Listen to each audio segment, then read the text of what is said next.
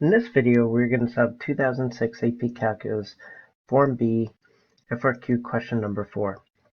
Rocket A has a velocity v of t after being launched upward from an initial height of 0 feet at time t equals 0 seconds. The velocity of the rocket is recorded for selected values of t over the interval 0 is less than or equal to t, which is less than or equal to 80 seconds as shown in the table above. Part A. Find the average acceleration of rocket A over the time interval from 0 is less than or equal to t, which is less than or equal to 80 seconds. Indicate the units of measure.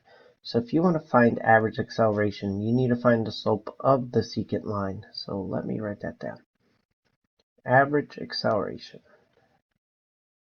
is going to equal v of 80 minus v of 0 over 80 minus 0, which is going to equal, what's v of 80? 49 minus 5 over 80. So now we're going to get 44 over 80. We could divide everything by 4, so we're going to get 11 over 20. Now we have to say what units it is. Well, the velocity is feet per second, so it would just be feet per second squared. Okay, part B. Using the correct units, explain the meaning of 10 to 70, the integral v of t dt in terms of the rocket's flight. Use midpoint Riemann sums with 3 subintervals of equal lengths to approximate 10 to 70 v of t dt. So, if we write down the integral 10 to 70 vt dt, this, if you integrate this, it's going to represent the distance that the rocket has traveled from 10 to 70 seconds. The distance, because when you integrate velocity, it basically gives you the net distance, the distance that the rocket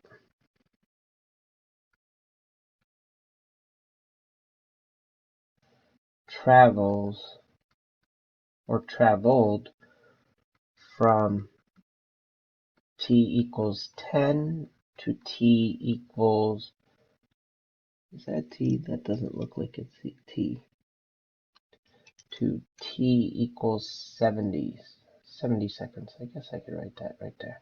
Okay, so now we have to do MRAM. So it says from 70 to 80, right? 70 to 10. So you would do b minus a over n. In this case, it's 70 minus 10 over how many subintervals? 3. So now you're going to get 60 over 3. So each thickness is 20. So if you want to find MRAM, that's going to equal 20 times v of 20 plus 20 times v of 40 plus 20 times v of 60. So now I could pull the 20 out, and now what's v of 20? v of 20 is 22, plus v of 40 is 35, plus v of 60 is 44. Let's add this. So 22 plus 35 is 57.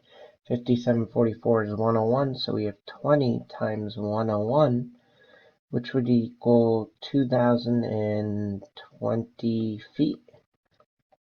Okay, part C. Rocket B is launched upward with an acceleration a of t equals 3 root t plus 1 feet per second. At time t equals 0, the initial height of the rocket is 0. Okay, so that's important. The initial velocity is 2 feet per second. Which of the two rockets is traveling faster at time t equals 80? Explain your answer. Okay, so now we're going to have to integrate. So when we integrate, this is part C. We have the function 3 root t plus 1 dt. So when we integrate this, 8. So now we need to integrate it. I'm going to do U sub. Let U equal t plus 1. So du is going to equal dt. So now I could say 3, pull it out, u to the negative 1/2 du. The antiderivative of this is going to be u divided by 1/2, which would make it twice as big, so 6u plus c. Now we can plug in what u is, but this would be 1/2, not 6u. 6u to the 1/2 plus c, so 6 root t plus 1 plus c. Now we have to plug in our condition, so it says the initial velocity is 2 when at t equals 0, right? So we got to plug in this equals 2. So now we have to solve for c. How do we solve for c? Well, you plug in zeros because that's what the time is, so you're going to get 6 times root 1 plus c equals 2, so you're going to get 6 plus c equals 2. So c has to equal negative 4. So now we know what the velocity function is. Our velocity function is going to be this guy, but minus 4. So now we're going to have to integrate this 6 root t plus 1 minus 4 dt. Now we have to take the antiderivative of this, right? So, which are found two rockets is traveling faster? I don't think we even have to. I think we could just plug in the 80, right? Because it wants to know at 80. So let's plug in 80. We know what the function is, so let's plug in 80.